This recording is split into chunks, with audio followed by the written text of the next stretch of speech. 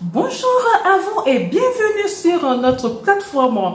Si c'est pour une première fois que vous tombez sur notre vidéo, sachez que vous êtes sur PDV, votre plateforme de la dévotion matinale. Alors, cette semaine, nous avons décidé par l'inspiration du Saint-Esprit de parler de la propreté, de parler de la sanctification. Hier, notre thème était « Soyez saints car je suis saint ».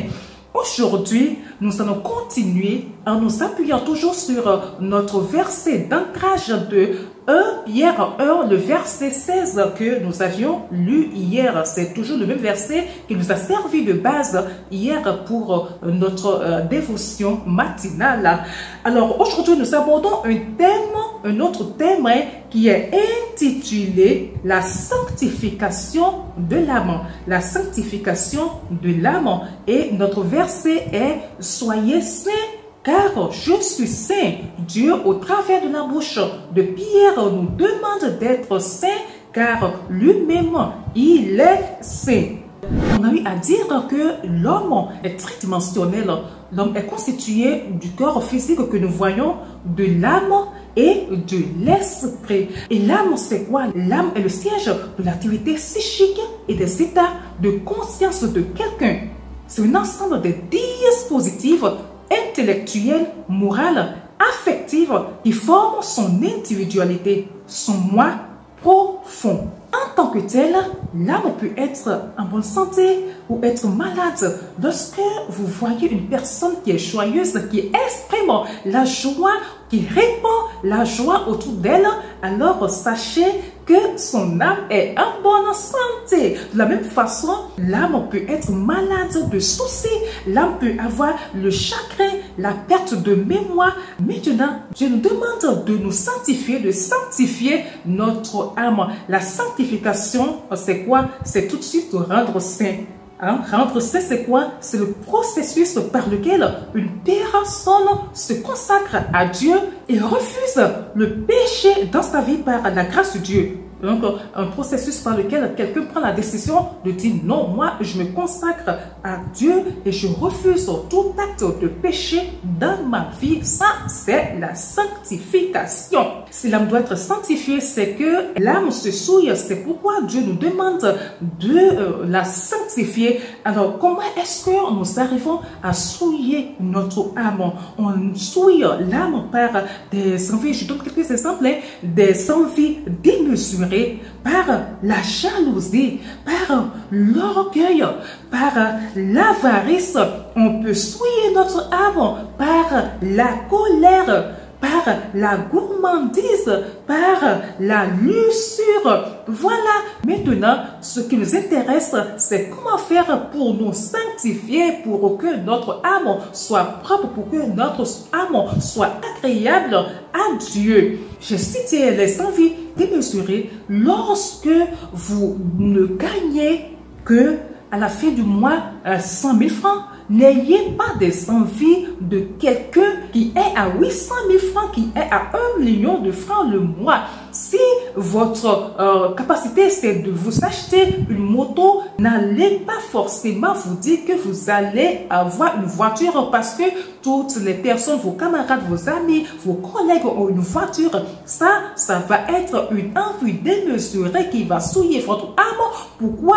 Parce que lorsque vous allez vous prendre cette voiture-là et qu'elle va commencer à tomber en panne, qu'allez-vous faire? Vous allez commencer à passer de l'argent par-ci par-là. En passant de l'argent par-ci par-là, vous allez priver, si vous avez une famille, votre famille, des besoins fondamentaux. Vous irez demander à passer de l'argent. Lorsque les autres vont refuser de vous donner ce que vous demandez, alors vous allez vous faire une idée fausse sur elles ou carrément vous allez leur en vouloir parce que elles n'ont pas pu subvenir à votre demande à vous. On en fait toujours, on veut toujours pour l'autre. C'est toujours pour l'autre là qu'on veut. C'est pour l'autre qui est joli.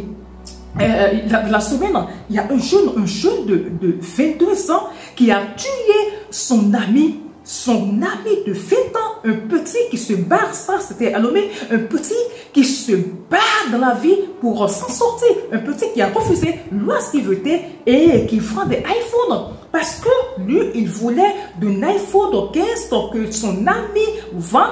Il lui a posé un piège et il l'a tué. Ça, c'est l'actualité en cours actuellement à Lomé. C'est quoi? Qu'est-ce qui était à la base? Une jalousie excessive.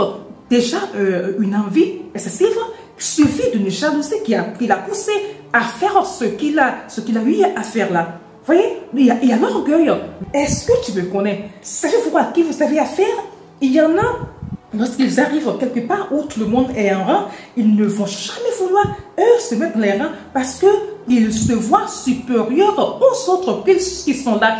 Et ils se voient supérieurs en tout. Parce que moi, j'ai déjà ci, moi, j'ai déjà une maison, moi, j'ai tel bien. Et ils se voient au travers des biens qu'ils ont, des choses qu'ils ont, de leur poste, de toutes ces choses-là qu'ils ont pu accomplir dans la vie. Et lorsqu'ils remarquent que ceux qui sont là, ce sont des gens qui n'ont pas encore atteint leur niveau à eux, alors ils cherchent à se mettre au-dessus des autres, quoi. Ah, mais voici, c'est moi qui fais ça. Il y en a qui ne peuvent pas être à un endroit sans qu'on sache qu'ils sont là, quoi. Ils doivent tout faire pour se montrer.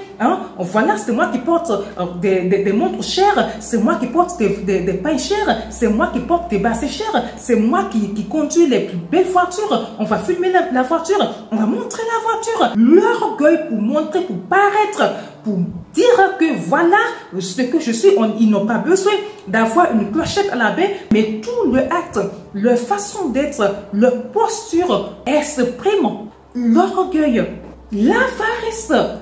Il y a des gens qui sont extrêmement avares. Sachez aujourd'hui que c'est une souillure de l'âme. L'avarice souille votre âme.